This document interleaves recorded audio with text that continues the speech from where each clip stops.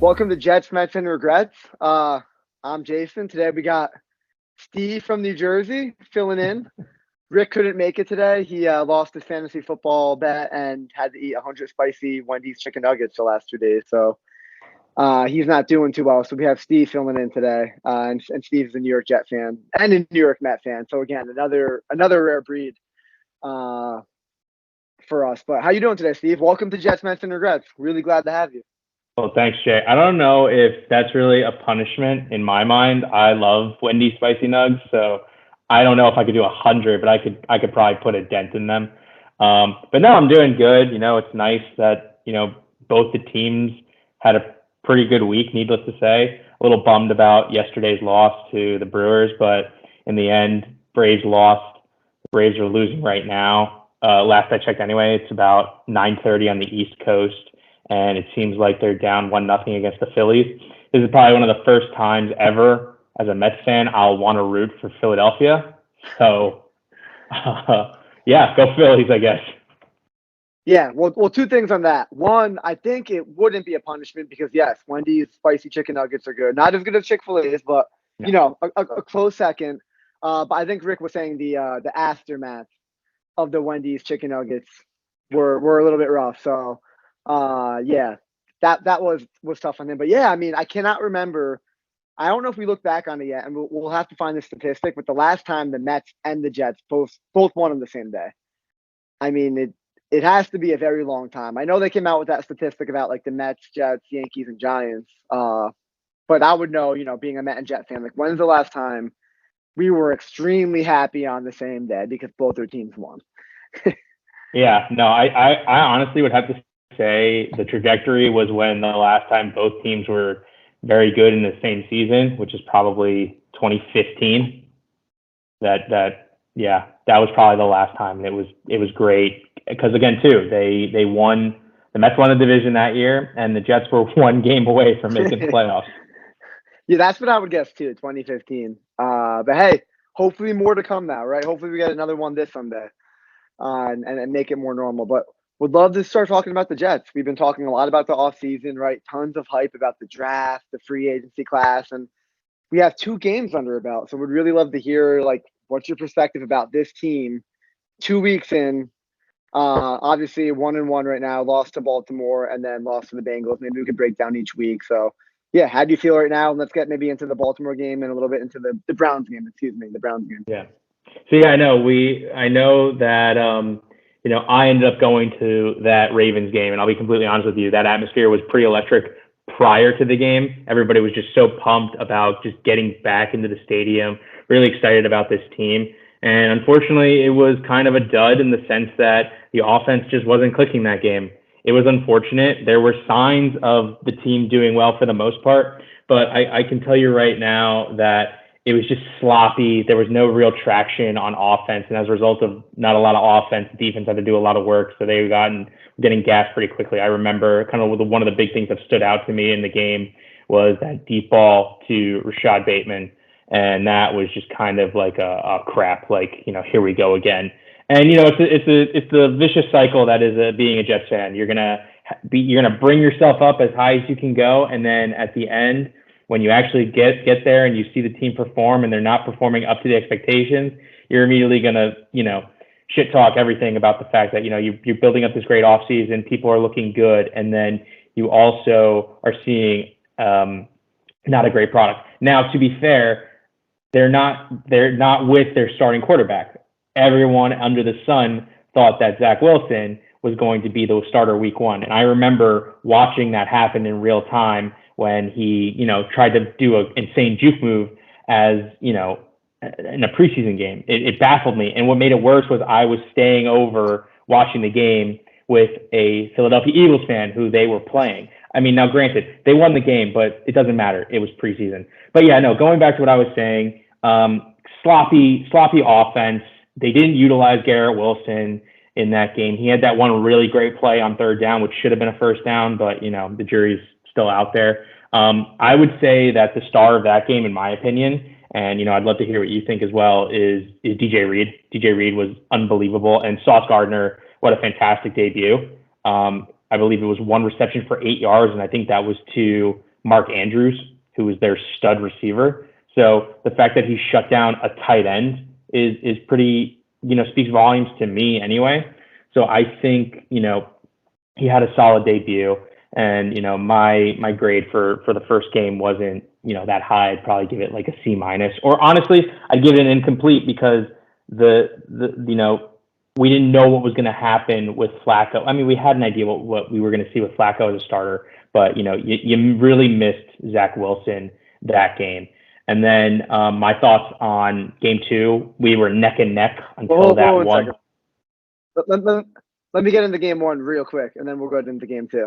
Okay. Yeah, go ahead. No, you're good. You're good. Yeah, but that's awesome. I mean, awesome that you were able to go to the game and go to MetLife. I wish I was there. Wish I could have flown out and been hanging out with you guys. But yeah, and I think nowadays, I really chalk it up to you're limited in preseason games, and you don't really have starters play anymore in the preseason. And I know you don't want to get starters hurt. And funny enough, right, Zach Wilson getting hurt in the first preseason game. So it's, hey, let's just make it to the regular season and let's get healthy.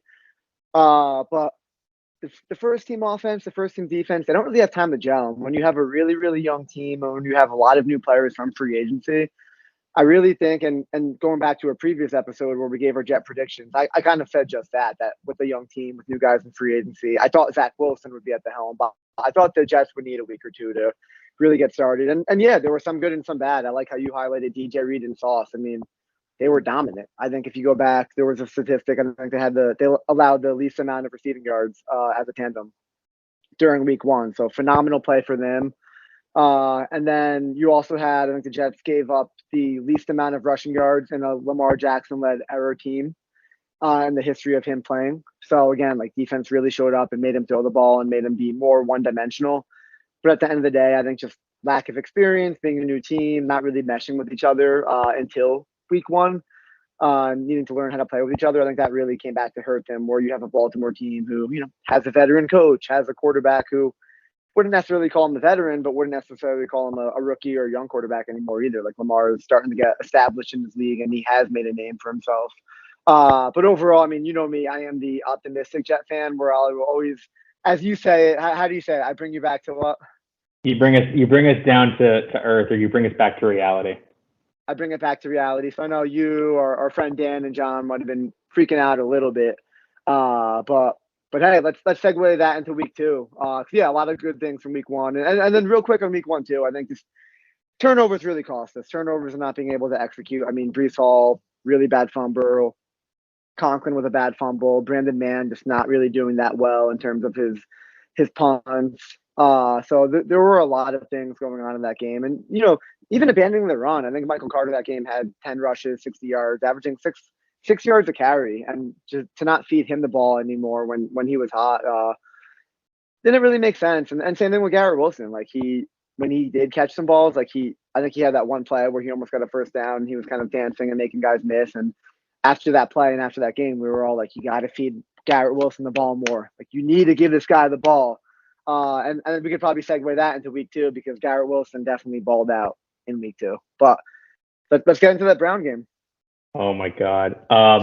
So yeah, no, I can tell you that I wasn't really watching the game in its entirety. I was out running errands, but I did watch that first half, and I was very, as dismal as it is being a Jets fan, as you're aware, there are the moments where it's like, okay, I believe in this team. And after that half, I was like, I believe in this team. The fact that they were keeping it, neck and neck with the Browns. And again, let's be clear too. This is the Cleveland Browns. The factory of sadness with them is alive and well. We've had that moniker for a little bit. I want to say, I mean, not for a little bit, for a while. But that team proves to be statistically bad year in and year out, even when they make the playoffs, which I think they made the playoffs 2 years ago for the first time in like 20 years. I don't even know. But no, this was a must-win game no matter what, because A, it's the Cleveland Browns, and B, the Jets really needed to step it up. I know our guy Robert Saleh, who I love, and Jason and I can vouch for this. Well, Jason can vouch for this. The minute that he was considered a coach for the New York Jets, I wanted him from the get-go. It was either him or the gentleman who currently coaches the New York Giants, which is Brian Dable. Either or would have been really good, but I think that Robert Saleh is perfect for this team. He's perfect for the New York media because he just says it like it is. In the moment he was being a little passionate, he was being human. And he just said, look, you guys are going to write us off, but we're going to keep these receipts and we're going to, chug it out. And that's exactly what they did. They went down 30-17, I believe, right? That was the score. They were down 30-17. Yep. Cade York missed that extra point. And I remember I turned the game back on when I came back from doing what I was doing, just as that was happening. And I remember watching Flacco throw that 66-yard bomb to Corey Davis, and they scored the touchdown. And I thought, this is insane. This is great, but I know, in the realistic football fan mind, I was like, there's no way. Like, there's a very slim chance that they're going to win that game or they're going to recover the onside kick. And I remember calling you back and forth, and I know you were doing your own thing, and I was kind of like trying to get your attention, trying to call you, text you, FaceTime you, etc. And I remember when they recovered the onside kick, and we talked for about a minute or two, and then we watched the game kind of because there was a delay. I think I was online, you were streaming it or what have you, and it was just chaos. I think I might have been delayed too, but I just remember watching it, and when Flacco kind of marched them down the field, the one play that I was upset about, and I was no, you were actually on the phone with me when I was kind of having a little tantrum, was when Conklin dropped the ball. And I mean, in a way, it kind of saved us because it stopped the clock. And I believe that play or the next play after that was when Flacco had that beautiful pass to Wilson to end the game. And then, of course, the stereotypical Jets fan set in once, Zerline made the extra point and he kicked it off. My first thought was, oh my God, they're going to find a way to lose it because that's what the Jets do. They're going to give them the field. They're going to give them enough field position so that they can score on a field goal, and they're going to ruin our hopes and dreams as Jets fans. And I can't handle another loss to the Browns. Although since they lost to them in 2018, I believe that the Jets have been 1-2 against. No. Yes, because they lost in 19, they beat them in 20, and I think they beat them in 20. I don't even think they played them in 21. So they're 1-1, excuse me. So they're 1-1 since they last saw them. But finally, Ashton Davis, first play of the game for him is a pick and seals the game. And I was just screaming, elated with joy. It was phenomenal.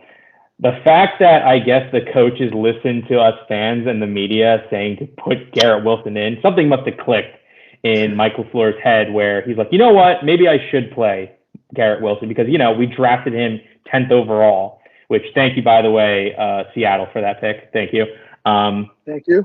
It was great to finally see him. And when DJ Reed kind of later after the game and after press said that he is similar to Justin Jefferson is very high praise, but I'm very weary of that comment because I know that will get to Jets fans' heads. He had a great game. He had 2 touchdowns, but I want to see him continue to play at that level. I'm not expecting 2 touchdowns and 100 plus yards a game. I want him to be effective when he needs to be effective. If it means more red zone targets, give him the ball. And, I don't want to take away anything from Breece Hall, too, who kind of redeemed himself from that fumble from the game against Baltimore. He had a really good game. He had his first career touchdown. It was a passing touchdown. So it was nice to see that. And just seeing, that team, really not give up. Like, as the meme goes, I didn't hear no bell. They did not hear a bell until it hit 0-0-0-0. And it was amazing to see that team bounce back. And honestly, this might be jumping the gun a little bit in what you want to do for the presentation of this, but I think that Cincinnati is a beatable team. Cincinnati is very much a beatable team. We saw that with a Dakless Cowboys team. Granted, it was a very close game, but Cincinnati looks very beatable. Now, we're not going to have Mike White like we did last time, but we also have Garrett Wilson, Breece Hall, Michael Carter, Elijah Moore, who we haven't really heard from and isn't getting as much, love from the media. But again, that's another weapon that, defenses might forget about, and he might be open and he'll have his shot. This is a very young team. They're the 15th youngest team. I think, yeah, they're the 15th youngest team in the league. So they're in the bottom, they're in I guess the upper half of young teams, and they're ready. They're hungry. I think they have a bright future, and, Flacco's possible last game is next week. And then the week after that, you're going to get Zach Wilson. I'm not too worried. I'm not too worried right now. I'm being realistic. I think they're going to go 2-2 in this first stretch of 4 games, but I think, we have something to be excited about as Jets fans. Yeah, I love that. And, Steve, yeah, we were in touch and we were talking that game, and Steve knows better than a lot of other people. I do not like when something gets ruined for a game. Like I need it to be a surprise. So we definitely hung up the phone and I said, hey, like I'll call you back when the game's over. Or I might have called them back when they scored the go-ahead touchdown. But yeah, I mean, I had, I was on my couch, had the Jets game on the laptop, the Mets game on the TV that day. And after Chubb ran that touchdown in and it was 30-17, I just kind of put my laptop to the side and said, all right, like, 0-2, like, here we go. Tough Bengals team next week. But of course it didn't end like that. Corey Davis was wide open, but even then it was like, we're not going to get an onside kick. Like onside kick rules in football are just so hard nowadays when you can't get as much of a running start as you used to be able to, and it's not easy at all. But then we got that outside kick, and it's like, all right, like is something going to happen? At that point, you're not going to not watch, right? Like you got to see what happened. It's either heartbreak, what we always normally experience as a Jet fan, or maybe for once, like they'll prove us wrong, right? I think that's why we always keep watching, right? We in hope of one day they'll prove us wrong. And then yeah, just a really, really good drive by Flacco. It showed, poise, showed veteran leadership, and to find that Garrett Wilson over the middle for that touchdown and to hit the extra point, like really, really good, and a lot of good to take away. I think the line is playing well overall. Definitely missing Dwayne Brown and Mekhi Becton right now, but I think Max Mitchell is coming into his own. AVT, I believe he was like a top 10 in Pro Football Focus rated guards for the previous week or even for the year, so he's playing on top of his game. I mean, what's there not to like about Garrett Wilson? 10 catches, 108 yards, I believe, 2 touchdowns. The guy looked like, the 10th overall pick. Like that's what you drafted him for. So to really think that the Jets haven't had a number one receiver since Brandon Marshall, right? And they haven't really drafted and developed guys since Lavernius Cole, since Jericho Cotchery, since going back way far. So to finally have somebody who we drafted who could, be a good wide receiver, like it sounds crazy, but all these teams always draft good wide receivers. So finally, that seems like the Jets got one there. Breece Hall's homecoming game, he had a lot better of a game than his week 1, protected the ball, got his first score on that little wheel route on the right side. So yeah, I mean, there's a lot to like, right? And I know I didn't go as much into the comeback and all that, but honestly, like the team didn't quit. And that's really a credit to, like you said, Robert Saleh in the beginning of that was one of the coaches you wanted. And they played hard for him, and they didn't quit on him. And I think it is a young team, and they're going to need some time to mesh and work with each other and learn how to win and learn that they don't like losing and what they have to do to eliminate losing. But I agree. I think the future is really, really bright with this team specifically. And I'd love to see what happens when Wilson comes back. I do think that Flacco has been awesome, and it's going to be tough to take him out if they're winning. But at the end of the day, he is one-dimensional, and he's not going to outrun and extend the play, right? Where Wilson, if Wilson could sit in the pocket and throw just as well as Flacco, then Wilson outside of the pocket, that's just a whole nother weapon that we currently don't have in our offense, a whole nother dynamic. So really, really excited to see. Hopefully they're still slated for week 4 potentially against Pittsburgh. But yeah, I had the Jets losing week 1 to Baltimore. I did have them winning this week, and I do have them losing next week per my picks, and then winning in Pittsburgh. But hey, I'd love for them to prove me wrong and beat the Bengals next week, a team that's really struggling at 0-2 right now. But yeah, let's get into it. I know you kind of segued there. Let's look at this matchup and kind of how we're feeling for this Sunday. Yeah, I would say that this defensive line is hungry. I don't know. Unfortunately, I don't have it up right now, and I can pull it up right now too. Just what this Jets defense looks like. I know that this defensive line is hungry, And I know that Sauce and DJ Reed are going to have their hands full with this receiving core. You know, you have T. Higgins, you have, you know, Jamar Chase. I can't forget about Jamar Chase. And you have Tyler Boyd. And then that defensive line is going to have to see what they can do with Joe Mixon.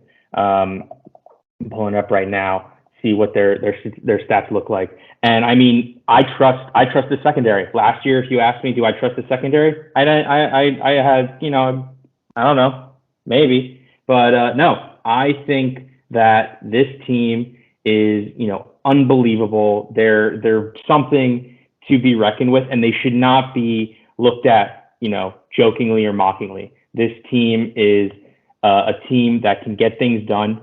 The fact that, you know, again, going back real quick, and just so you know, I believe that the Jets have 5 sacks on the year.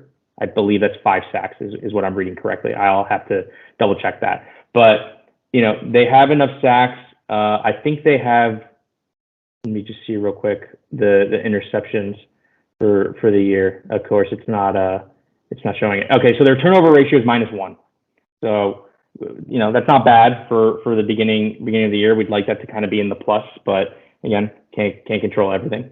So I think what really needs to be focused on for this Bengals team is really get to Joe Burrow, which seems to be easy right now based on what we've seen in these past 2 games. I think he's been sacked, like 12 times already, 12, 13 times, which is insane to think about. And it's only been 2 games. And, you know, the receivers are they're a force to be reckoned with. My biggest fear and concern with this team are its receivers.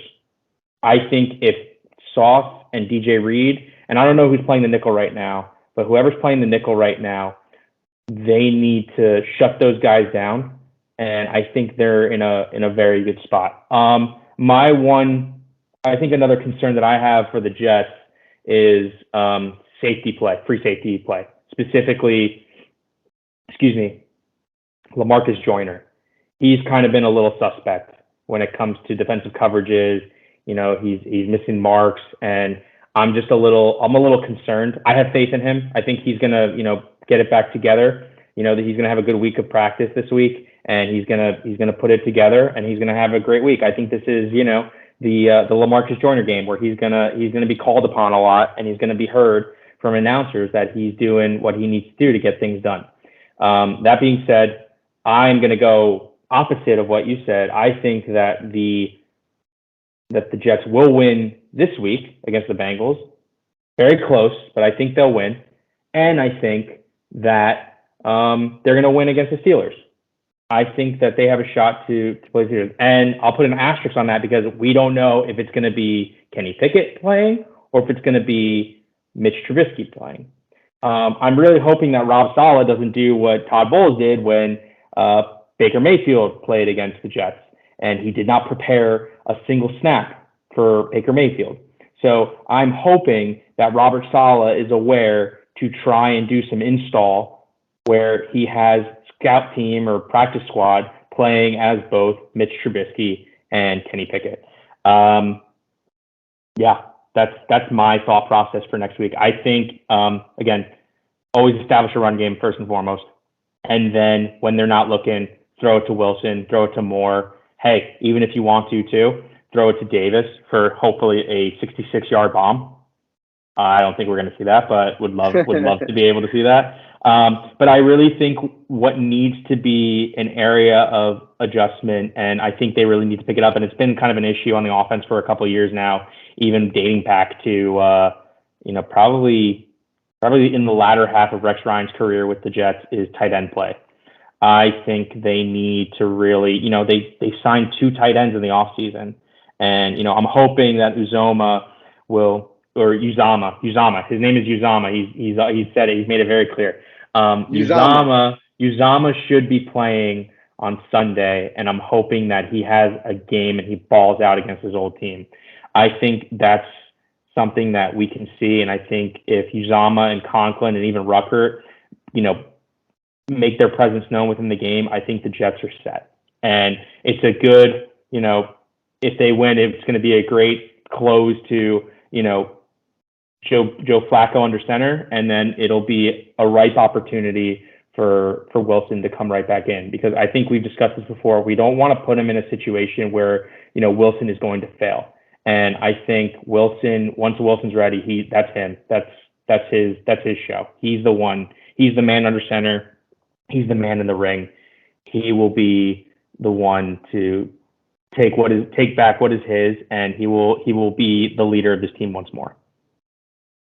Yeah, and then getting right into it, I'm really excited to see the DJ Reed.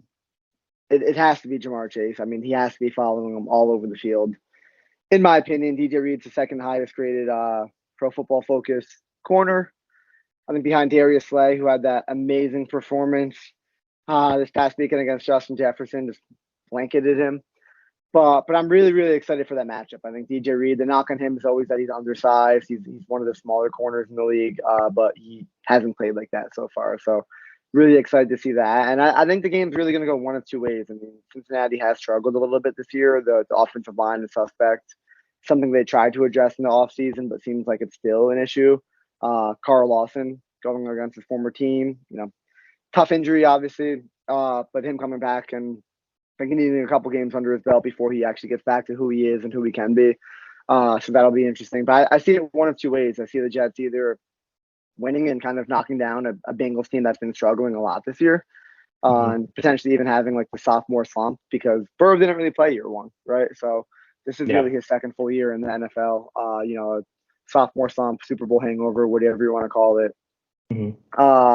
Or the Bengals could say, hey, like we got to start clicking. Like, we can't start 0-3. We are the defending AFC champions, and they could really push it on the Jets. So I'm really excited, though. I think this is going to be a great test for the Jets. They beat them last year. They beat Tennessee last year. The Jets had a lot of great wins last year, a lot of close games against some good teams too, like Tampa and all that. So I'm really, really excited for this matchup. But yeah, ultimately, I think we really need Wilson back. Like, he's going to add, like we said before, that other dynamic that Flacco can't. But if we could get another game or two under our belts before, and you guys heard it here first. Steve said, we're going to beat the Bengals. We're going to beat Pittsburgh. We're going to be 3-1. So we'll see if that happens. But yeah, as a Jet fan, obviously after that Browns win, we are riding high right now. We are feeling really, really good, but that could all change this Sunday. It is a roller coaster. So more to come. So stay tuned. But Steve, would love to get into a little bit Mets before we wrap it up today. We did clinch a playoff spot, going for the division now. I know we said that the Braves were losing. Let's I'm checking right now. I'm checking it out. Give the fans an update, please. Give them what they've come for. I can tell you one thing. Every time we talk about the Braves, or just we talk about the Mets in general, you know how stressful I get. And I'm not where that guy Frank the Tank is, in the sense that, if we lose, the season's over. But every time, we're neck and neck with the Braves. By the way, the Braves are losing to the Philadelphia Phillies, bottom of the eighth, no outs, and I believe Rhys Hoskins is up, and he, I think, just struck out. Yep, he foul tipped and struck out. So did you say the score? What was the score? 1-0. Philadelphia 1, Atlanta Braves 0. But Steve, let's not confuse the fans on the podcast. You aren't just a stressful fan when we talk about the Mets. Oh no, we're stressful. You are a stressed sports fan. Yeah, Mets, I am. Jets, Rutgers, Devils. The Devils are like a junior varsity team at this point. And then, I don't want to give them too much attention on this podcast, but I am a Celtics fan, and the whole thing that's going on with Ime Udoka, which they just said he's been suspended for the entire 2022-2023 season, and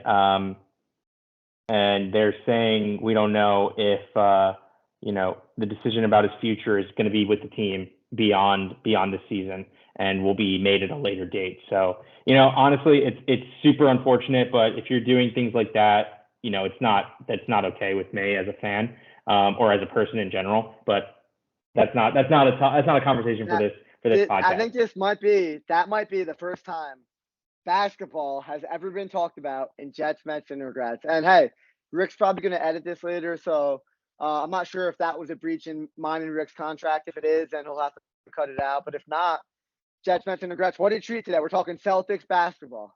What a No, treat. it's not a great thing to talk about. But yeah, no, like I said, and Jason mentioned this, I am one of the most stressful fans, and the Mets this year have caused me a lot of stress. I mean, don't get me wrong, I was present when the team threw their second ever no hitter. I was with our friend John, and it was unbelievable. And John was the one who realized that there was a no hitter going on at around the fifth inning, which was insanity. And they were actually just playing it on SNY since the Mets are off today. But yeah, I am so happy that the first year I ever was a season ticket holder for a professional team, they're going to the playoffs. And of all the teams that it happened to, I'm so happy that it's the Mets because, ever since I started rooting for the Mets, you, John, and I would go to games together. And, I really hope you're able to make it out to the East Coast for one of those games. But it's a different beast. I was there when they were in the World Series. Unfortunately, it was the game that they lost the series, but just being in that atmosphere at Citi Field was like nothing else. And I'm so excited to be back into it. It's been 6 years since they've had an atmosphere like that. And, I'm really, really proud of this team. I've had no regrets this season, so I'm very happy with what went down this season. Max Scherzer being lights out, but I've said to Jason, what's our inside joke about the Mets? We got Buck. Buck Showalter. We got him. Is Sorry, Major League Baseball. We got Buck. The best acquisition for the Mets this season was not any of its players. I mean, they were great acquisitions. The greatest acquisition in the Mets offseason was Buck Showalter. The culture change that you saw from going from Luis Rojas to Buck Showalter was unbelievable. It was night and day. It was amazing. And the fact that this man has forgotten more baseball than I think all the other 29 managers will ever know is insanity. And I loved every second of going to these games, even when they were losing, because even in those losses, I think there was only one game I went to where it was a crushing loss, meaning that, there was just so many runs scored against them, was, I believe, when they played the Astros, which, by the way, I know this isn't professional, but fuck the Astros. The electricity and the feeling around this team is unbelievable. Like, people are rooting for the Mets. People are actually rooting for the Mets. That's unheard of. My brother and my family are Yankee fans, and they make fun of me still. And the Yankees, I'm pretty sure, are not doing as well as the Mets. Actually, no, I don't think. I know they're not doing as well, and they still hold on to it. I don't know what it is, Jason, but it's always the Mets. It's always the Giants fans and the Yankee fans that have to go back to the past because they haven't done anything as of late. But this team is unbelievable. I'm so excited for it. The next game that I'm going to is actually on Tuesday against the Marlins. I don't want to take up too much time because I know I want to hear what you think, but they can knock on wood. I think these games are winnable. The Athletic series, that should be a sweep. I don't mind if we go 2-1 against them. We have to win series. We have to win series, and we have to win the series against the Braves next Friday through Sunday. That is the must-win series because it is important for the Mets to have that division. But selfishly, it's important for me because I'm going to be in Florida and I want to enjoy my Florida vacation and not have to stress going back to make the wild card game. But this team has no quit. I think it's a recurring thing with teams from New York that end in ETS. They're just an unbelievable team, and I'm so excited for them to close out the season. No matter what, they're in the playoffs. That's what we wanted since December when they signed Buck, and then they were signing all those free agents when everybody, they kind of came back. But it's going to be something else. This kind of stretch of 2-3 weeks. It's going to be it's going to be interesting. Playoff baseball is literally in 3 weeks, 2 weeks, 2 weeks. But yeah, I mean, to sum up what Steve said, like, and I know you were talking about some past stuff that we probably bridge, the Houston series, talking about the no-hitter that you went to, and all that. But I think, long story short, what we really feel as Met fans this year is to the different narrative about the team. Games they usually would have lost, they've won. They wouldn't be in first place still in September. They would have lost it in August like they did last year. The no-hitter that they had wouldn't have happened. So, like, all these things are going their way, right? The hiring of Buck, like you said, like in years past, they wouldn't hire a competent manager. So I could I could go on and talk about the season and how I feel right now, but I think you summed it up real well, Steve, and I'll just sum it up of, like, as a Met fan, there's just a different feeling going on with the team, right? Alonso and Lindor leading Major League Baseball for RBI as two tandem players on a team. DeGrom dominating, Scherzer pitching 6 perfect innings the other day. Like, there's just so much that's happening to this team right now that you really, really got to feel good about. So, as the playoffs approach, as the Brave series hits, we will definitely continue to talk and get more perspective on how we feel as Met fans. But awesome, Steve. Really appreciate you coming on today. Great information. Really great input as another Jet and Met fan. I know a lot of you thought that I was the only Jet and Met fan in the world, but believe it or not, there are more Jet and Met fans. So I living proof right here, and our friend John will come on one day, and that will be 3. So really, trying to show you guys that there are more of us out there, even though we are endangered. We are an endangered species. So please protect us and make sure we're all good. But anyway, Steve, would love to hear at the end any regret. Usually we talk about regrets from the past week, but talking about football after that Browns win, sorry, Cleveland, that you guys sucked pretty badly. Should have kept Baker. But anyway, would love to hear if you've ever had like a regret from a tailgate. I know we've gone to a lot of Jet games back in the day. We've tailgated a lot. So yeah, if you wanted to sum up real quick, maybe your biggest tailgate regret that you've ever had. My biggest tailgate regret. So I think it was maybe our sophomore year of college. It was Jason, myself, and our friend John. And I didn't have a portable grill. And it was kind of the first time that I was running. Well, not I, but the 3 of us were running a tailgate. Like, we were the ones doing it. And I remember a friend of mine from home. I mean, Jason, John, and I grew up together. This guy Sean that we went to high school with. Who's one of my best friends, also a Mets fan. He gave me a charcoal grill with wet coals. Yeah. Wet coals. And we couldn't for the life of us light these coals. And we didn't have lighter fluid or anything. This goes to show you how like green we were when it came to tailgating.